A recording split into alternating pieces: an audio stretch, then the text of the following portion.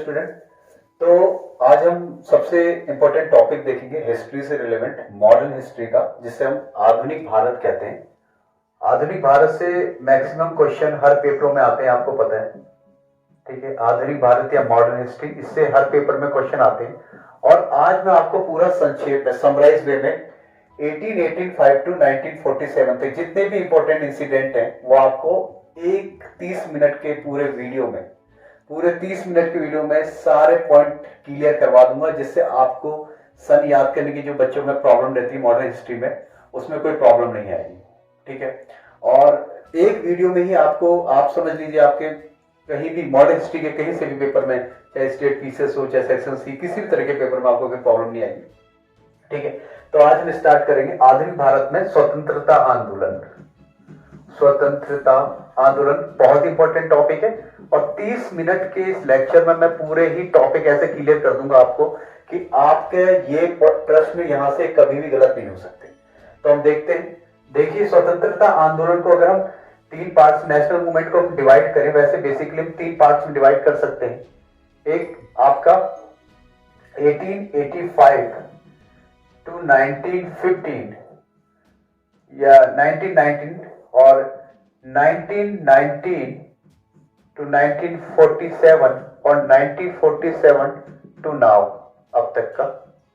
अगर हम इस हिस्ट्री के इस पोर्शन को देखें अच्छे तरह बारीकी से, तो इसको हम बोलते हैं प्री गांधीयन एरा।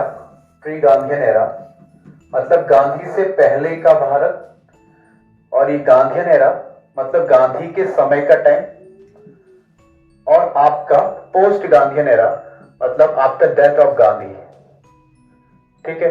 इसमें से भी जो आपका मोस्ट इंपोर्टेंट पार्ट है वो है आपका प्री गांधीयन एरा और गांधीयन एरा। तो इसमें फोकस करेंगे, इसके पूरे इंसिडेंट को क्रॉनिकल वे में देखेंगे। गवर्नर जनरल कोई इंसिडेंट है जो आपको अभी तक प्रॉब्लम क्रिएट कर रहे थे, इस वीडियो के बाद बिल्कुल नहीं करेंगे। एक ये छोटी सी स्टार्टिंग है आप लोगों के लिए। अगर आप इस वीडियो को अच्छी तरह से देखेंगे तो आपके 101% बता रहा हूं, कहीं मार्क्स आपके कटेंगे नहीं। तो स्टार्ट करते हैं यहां से नेशनल मूवमेंट से। तो शुरू से मैं स्टार्ट कर रहा हूं और अच्छे तरीके से देखें इस वीडियो को। तो अगर हम आधुनिक भारत में स्वतंत्रता आंदोलनों की बात करेंगे तो स्टार्ट करते हैं एक पूरे सीरीज में। देखिए, 1885 में आईएनसी की स्थापना हुई थी, इंडियन नेशनल कांग्रेस की स्थापना, और इसके जो अध्यक्ष थे उनका नाम था व्योमेश चंद्र बनर्जी, राइट, व्योमेश चंद्र बनर्जी। और इसमें जो एक, क्योंकि जो कह सकते एक तरह से क्रांति, जब इंडियंस यहाँ पे गुलाम थे अंग्रेजों के, तो जो क्रांति स्टार्ट हुई वो ज्यादातर वेस्ट बंगाल कैलकाटा से स्टार्ट हुई। तो वहां पे कुछ स्टूडेंट थे और वो क्रांति नेशनल मूवमेंट करना चाह रहे थे। तो ये एक रिटायर्ड ऑफिसर हैं, आईसीएस के रिटायर्ड ऑफिसर, सिविल प्रशासनिक सेवा के एक रिटायर्ड ऑफिसर थे जिनका नाम था एओ ह्यूम।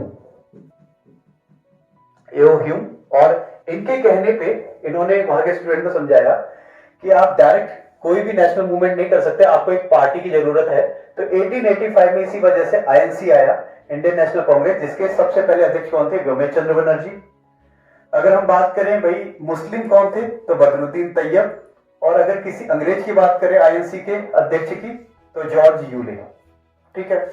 जरा ध्यान से देखेंगे, 1885 में आपको पता है कांग्रेस की स्थापना हो चुकी है, जो कि बीच में मीडियम का काम करेगी इंडियंस के बीच में, अंग्रेजों के बीच में। ये जितनी भी मांग रखना चाहते हैं इंडियंस जो नेता है, वो आईएनसी के थ्रू अंग्रेजों के सामने अपनी मांग रखेंगे। तो 1885 में आईएनसी की स्थापना हुई है। उसके बाद कोई इंसिडेंट हुआ है क्या, हम देखते, चेक करते हैं। हम देखते कि 1885, 86, 87, 88, 80, 1919। अब देखिए क्या होगा कि आपका 1905 में 2 चीजें होंगी। एक तो होगा बंगाल पार्टीशन, बंगाल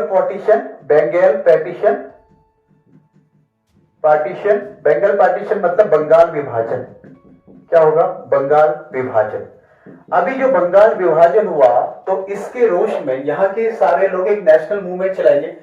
पहला स्वाधीनता आंदोलन कब हुआ? 1905 में। किस वजह से हुआ? बंगाल विभाजन की वजह से ही 1905 में पहला स्वाधीनता आंदोलन हुआ, बट ये सक्सेस नहीं हो पाता क्योंकि इसके लिए कोई लीडरशिप नहीं मिल पाती इसको, ठीक है। इसी 1905 के बाद 1906 में अगर हम देखेंगे तो क्या हुआ, मुस्लिम लीग की स्थापना हुई। किसकी हुई? मुस्लिम लीग की स्थापना। जो मुस्लिम लीग थी उसकी क्या हुई? स्थापना हुई, एस्टेब्लिशमेंट ऑफ मुस्लिम लीग। और मुस्लिम लीग की सलीमुल्लाह खां, ठीक है, और आगा खां के नेतृत्व में जब वो ढाका में जाते हैं वहां पे मुस्लिम लीग की स्थापना होती है।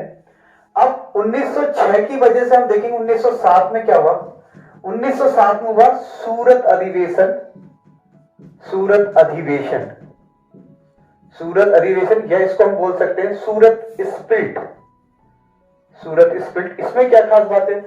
अभी क्या हुआ कि आईएनसी में दो, यहां सूरत अधिवेशन के बाद जो कांग्रेस है वो दो पार्ट में डिवाइड हो गई, कांग्रेस टूट गई। सूरत अधिवेशन में सूरत विभाजन हुआ। सूरत विभाजन में क्या हुआ, एक बना आपका गरम दल और एक बना आपका नरम दल। गरम दल में थे आपके लाला लाजपत राय, लाल, बाल और पाल। लाला लाजपत राय, बाल गंगाधर तिलक, ठीक है। और नरम दल में थे आपके फिरोज शाह मेहता और भी कई जितने भी बुजुर्ग थे जो ये मानते थे कि कांग्रेसियों से अगर हम रिक्वेस्ट करेंगे तो वो हमको हमारे राइट्स प्रोवाइड करवाएंगे, बट ये कहते थे कि ये भीख मांगने जैसा है। ये क्या है? अंग्रेजों से क्या मांगने जैसा है? भीख मांगने जैसा है। तो ये सूरत अधिवेशन में दो दलों में डिवाइड हो गया, एक्सट्रीम और मॉडरेट, ठीक है। तो सूरत अधिवेशन किस लिए जाना जाता है? विभाजन के लिए, ठीक है।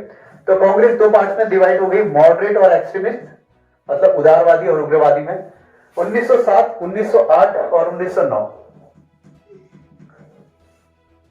1909 में क्या हुआ? मार्लियामेंटो रिफॉर्म, मार्लियामेंटो सुधार हुआ 1909 में।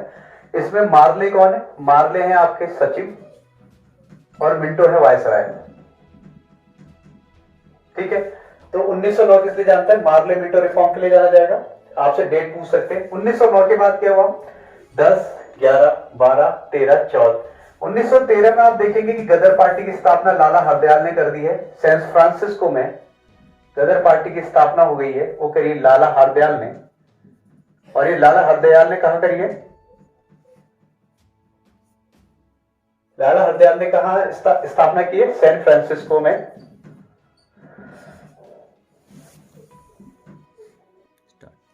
तो गदर पार्टी की स्थापना हो चुकी है 1913 में। 1914, 1915, ठीक है।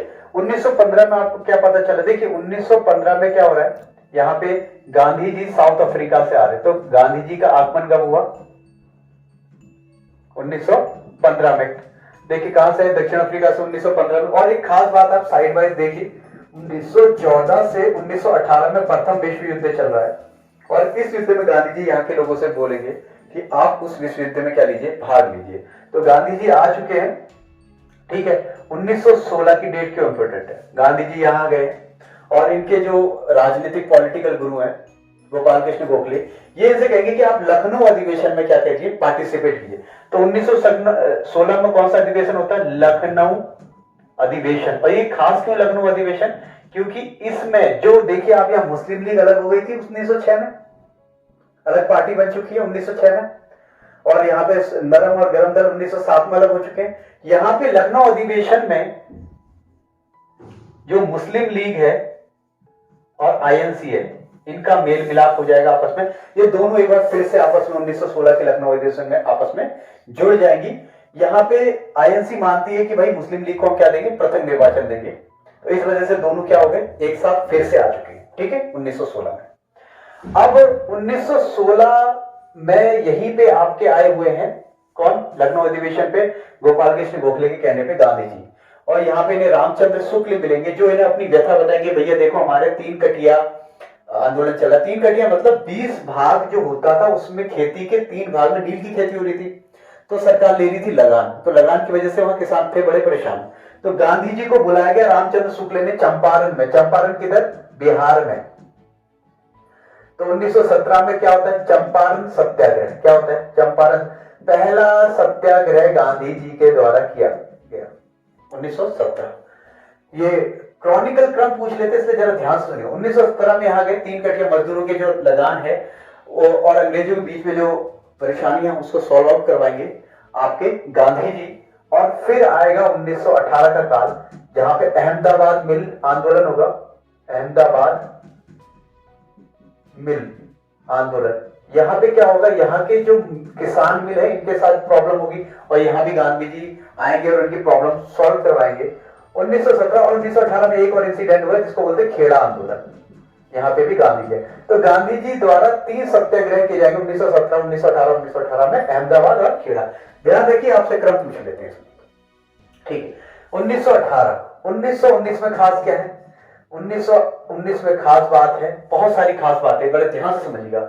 1919 में क्योंकि अंग्रेज लोग ये सोचते हैं कि कुछ भारतीय ऐसे कामों में, आपको पता है कि गवर्नमेंट, ब्रिटिश गवर्नमेंट के विरोध में कुछ भारतीय प्लानिंग बना रहे हैं, तो उनके लिए ब्रिटिश सरकार लेके आती है 1919 में काला कानून। क्या लेके आती है? काला कानून, जिसे अपन लोग बोलते हैं रोलेट एक्ट। तो रोलेट एक्ट कब आया? 1919 में। इसकी वजह से, इसी रोलेट एक्ट की वजह से 2 नेता हैं जिनका नाम है सत्यपाल मलिक, सत्यपाल मलिक और सैफुद्दीन किचलू। कौन? सैफुद्दीन किचलू। इनको डाल दिया जाता है जेल में। अब बताइए, जब आपके नेता को जेल में डाल दिया गया तो जनता क्या करेगी? जनता भाई सीधी सी बात है, प्रोटेस्ट करेगी, आंदोलन करेगी। तो उसी प्रोटेस्ट के लिए 1919 में ही जलियांवाला बाग जगह है, जलियांवाला बाग,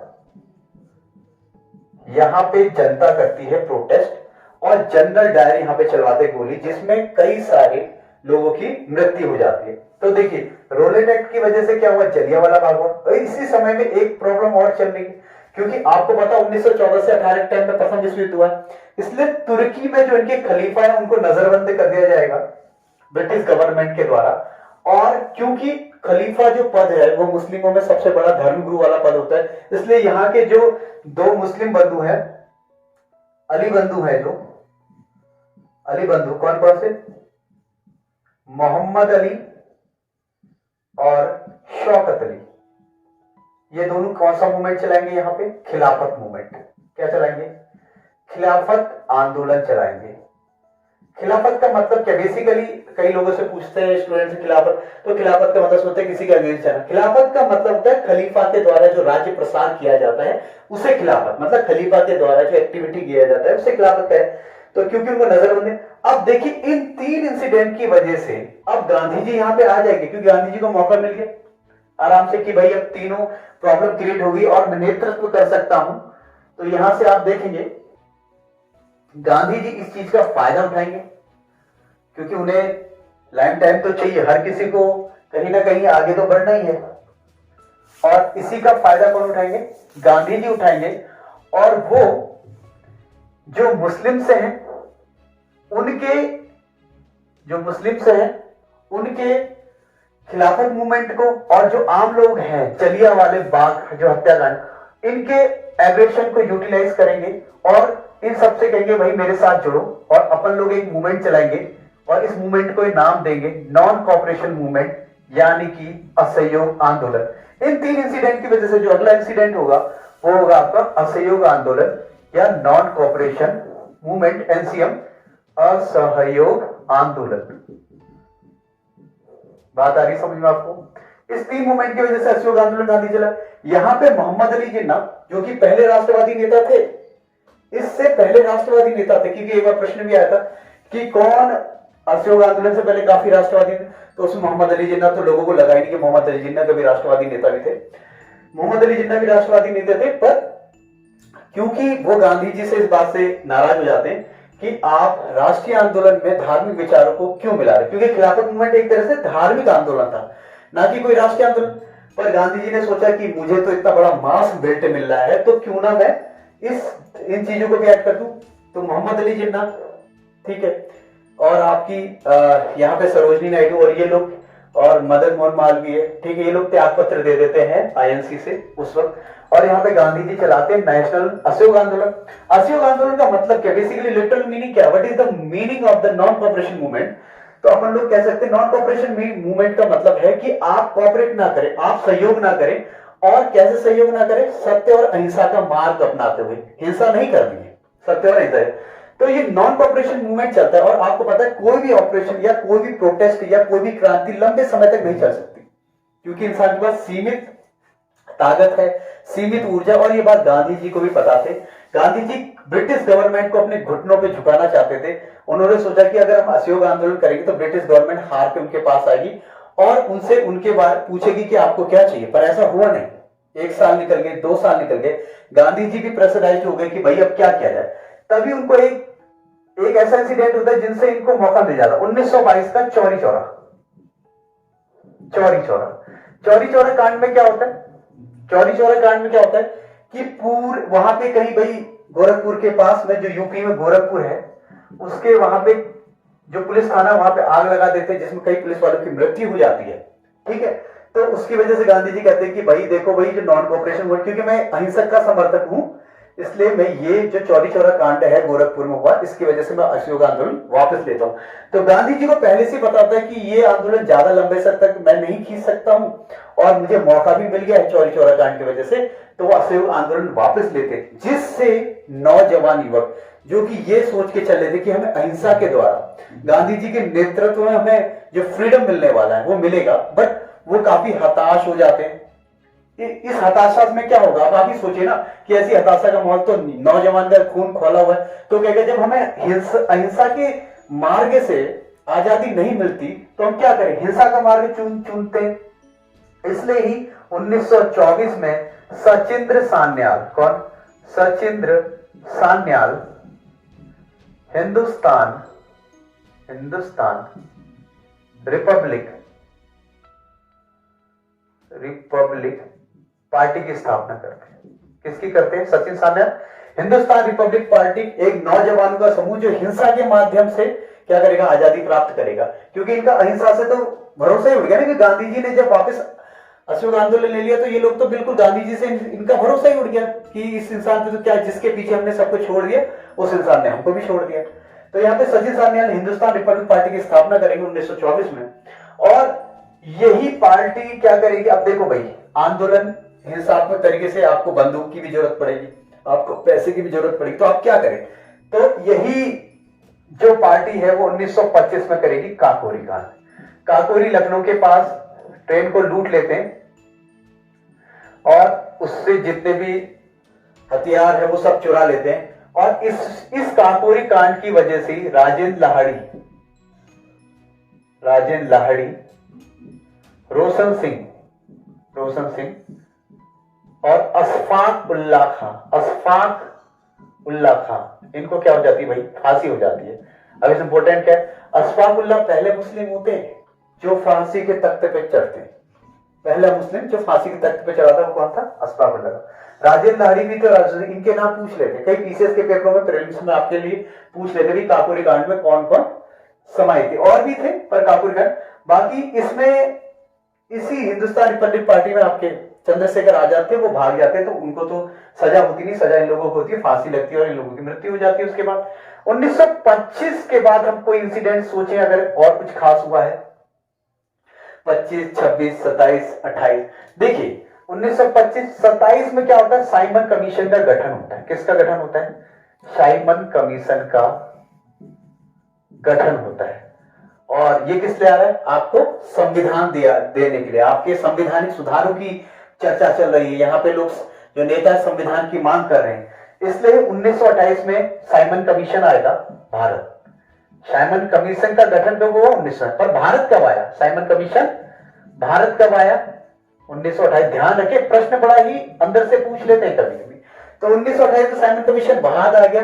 अब देखिए यहाँ के नेता इस साइमन कमीशन में नहीं है। संविधान हमारे लिए बन रहा है, पर हमारा जब कोई नेता ही नहीं होगा उस कमीशन में, तो यहाँ के लोग विरोध करेंगे नहीं करेंगे?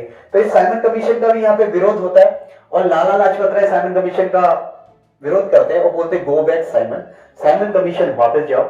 और साइमन कमीशन में फिर क्या होता है? लाठीचार्ज होता है, जिस कारण से लाला लाजपत राय, उनकी क्या हो जाती है? मृत्यु हो जाती है। और वो बात बोलते हैं कि मेरे सर पे पड़ी हुई एक एक लाठी अंग्रेजों के ताबूतों की कील साबित हो।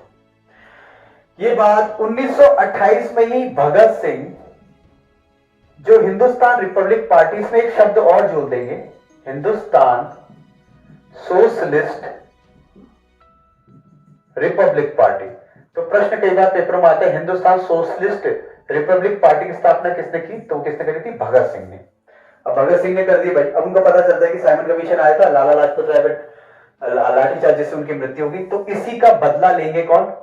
भगत सिंह। और सैंडर्स को क्या मार देंगे? गोली मार देंगे।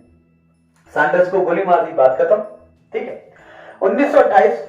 अब देखिए अभी गांधी जी कहां पे हैं? गांधी जी है कहां भाई? गांधी जी जो चौरी चौरा कांड हुआ उससे उन्होंने वापस ले लिया, इसकी वजह से गांधी जी को हो जाती जेल, परंतु स्वास्थ्य खराब होने के कारण गांधी जी को बाहर निकाल दिया जाता भाई, क्योंकि अगर वो मर जाएंगे तो पूरे भारत में क्या हो सकता है? घटना अराजक घटना है। तो अंग्रेज भी इस बात को समझते, उन्होंने गांधी जी को पहले निकाल दिया। जैसे ही गांधी जी जेल से बाहर निकलते हैं, वो 1924 में बेलगाम में कांग्रेस की अध्यक्षता करते हैं। तो ये भी पूछता है गांधी जी ने कितनी बार कांग्रेस की अध्यक्षता की? तो एक बार की, वही बेलगाम अधिवेशन में। बात आई समझ?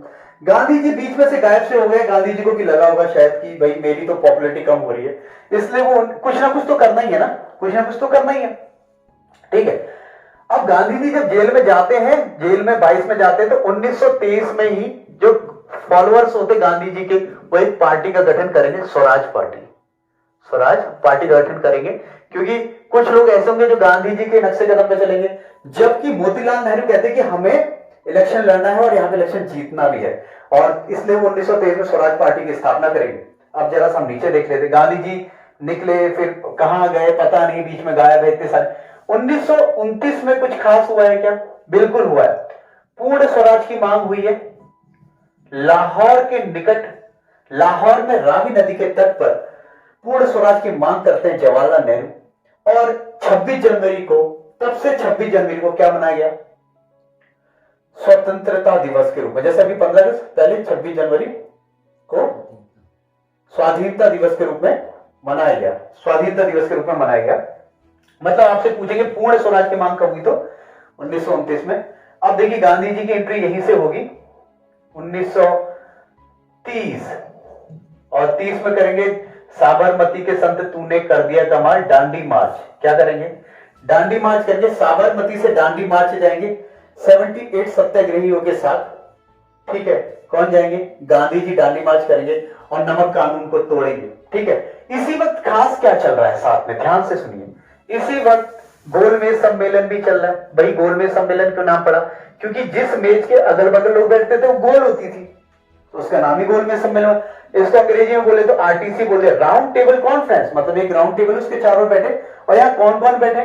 देखिए 1900 गोलमेज सम्मेलन कब हुआ? 1930, 1931 और 1932। 3 गोलमेज सम्मेलन हुए, और एक ही व्यक्ति है जो तीनों गोलमेज सम्मेलन जाएगा, उनका नाम है बाबा भीमराव अम्बेडकर।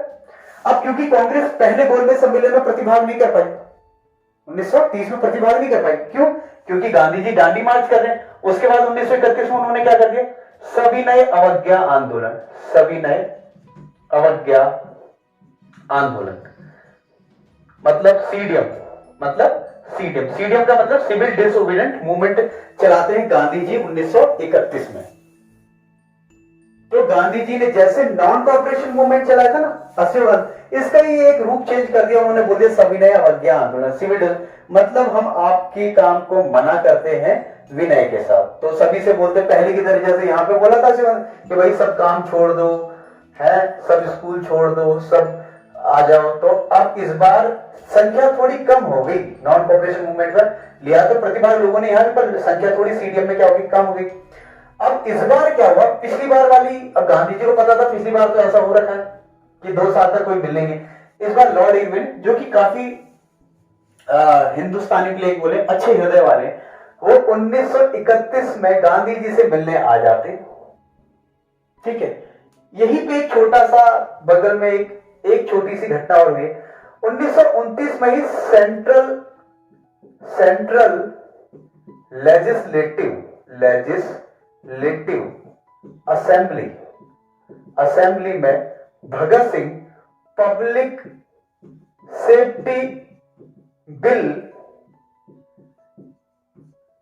के अगेंस्ट में यहां बम फेंकते हैं। कहां पे? सेंट्रल लेजिस्लेटिव असेंबली में पब्लिक सेफ्टी बिल के अगेंस्ट में क्या करते हैं, यहाँ पे बम फेंकते हैं 1929 में। कौन? भगत सिंह। और कहते हैं कि मैं बहरी ब्रिटिश सरकार के कानों में आवाज पहुंचाना चाहता हूं। तो इनको तो जेल में डाल दिया यहां से, ये खुद ही गिरफ्तारी दे देते। यहां पे 1931 में क्या हो रहा है कि लॉर्ड इरविन मिलने आ गया है और यहां पे होता है गांधी इरविन समझौता। अब देखो भाई, गांधी जी पहली बार जानते थे कि एक बार तो हो चुका है कि कोई मिलने नहीं आया था 1920 में, पर इस बार तो कोई आ गया, इरविन आ गया, तो तुरंत इरविन से मिलेंगे और गांधी इरविन समझौता होगा। बात ये होती, गांधी जी से बात ये होती कि जितने भी कांग्रेसी थे जो अहिंसक रूप से जेल में गए उनको मैं फ्री छोड़ दूंगा, पर भगत सिंह को नहीं छोड़ूंगा। अब कई लोग इस पे बात भी करते कि भाई भगत सिंह को चाहते तो गांधी जी बचा सकते थे। अब देखिए, सोचने वाली बात क्या कि ये बात हुई है कि ऐसा नहीं था कि भगत सिंह भाग नहीं सकते थे। भगत सिंह पहले भी भाग सकते थे, रूप चेंज करने में उनको महारत हासिल थी और वो जिस तरीके से चेंज, उनको पहचानना बड़ा ही मुश्किल होता था भगत सिंह को।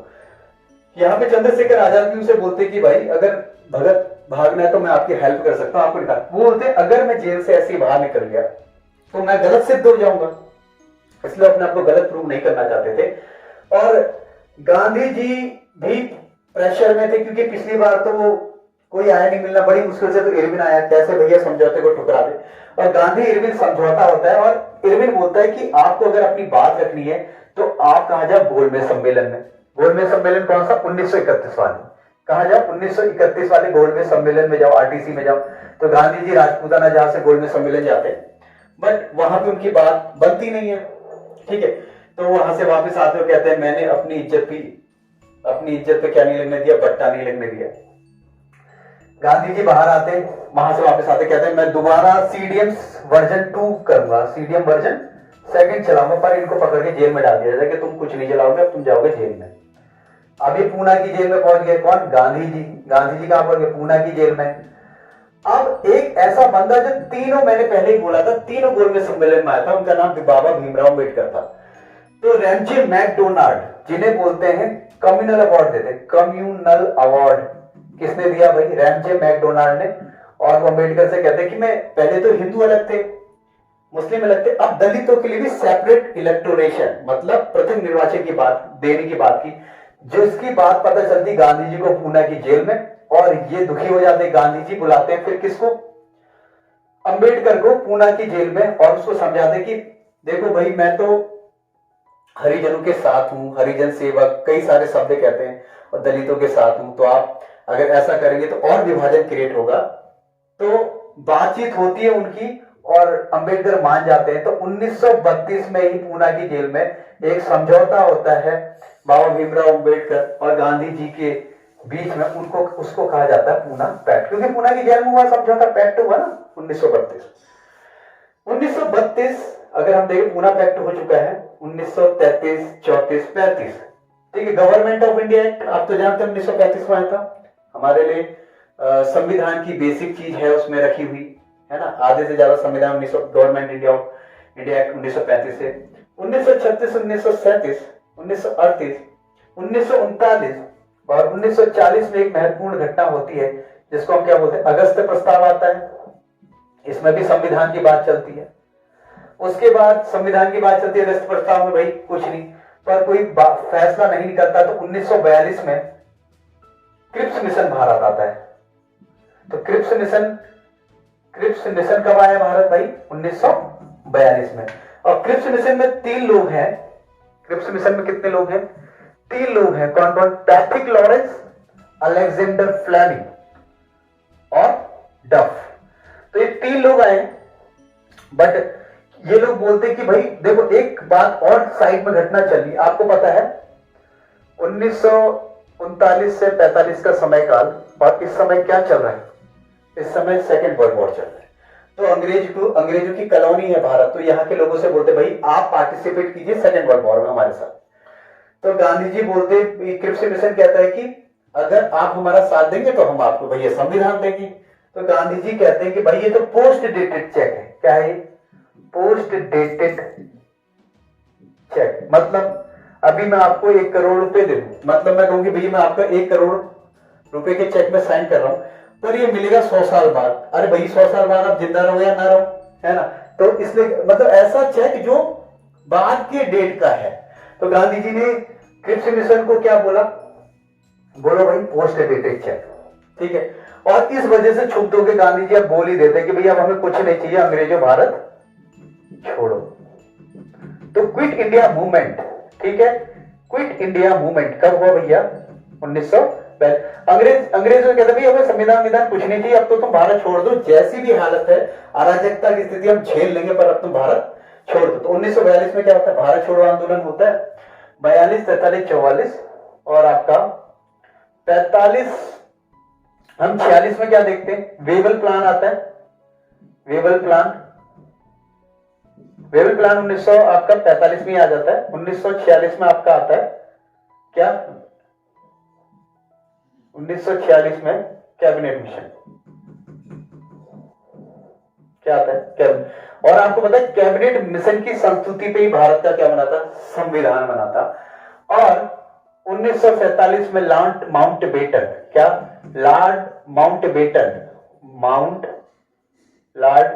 माउंटबेटन जो कि भारत के अंतिम गवर्नर जनरल थे, ठीक है, अंतिम गवर्नर। तो वो माउंटबेटन प्लान रहते हैं। और इसकी वजह से भारत जो कि 1940 में ही मांग कर रहे थे मोहम्मद अली जिन्ना, किसकी? पाकिस्तान की। तो पाकिस्तान की मांग मोहम्मद अली जिन्ना ने कब करी थी? 1940 में। 1939 में 1940 में ही करी थी मांग। और इसी वजह से लॉर्ड माउंटबेटन प्लान की वजह से भारत दो भागों में विभाजित हो जाता है, भारत और पाकिस्तान। तो इस तरह से हमने देखा कि कौन कौन से नेशनल मूवमेंट हुए थे एक क्रॉनिकल वे में। और हम आगे पीसीएस के लिए भी अभी कोर्स चलाने वाले हैं, हिस्ट्री, ज्योग्राफी, पॉलिटी के लिए, बहुत ब्रीफ टर्मिनोलॉजी में ऐसे ट्रिक्स के साथ कुछ क्रॉनिकल वे में आपको वो सारे क्वेश्चंस जो कि पेपरों में इंपॉर्टेंट है हम आपको प्रोवाइड करवाते रहेंगे। और अगर आपको ये वीडियो अच्छा लगा तो जरूर कमेंट करें। Thank you.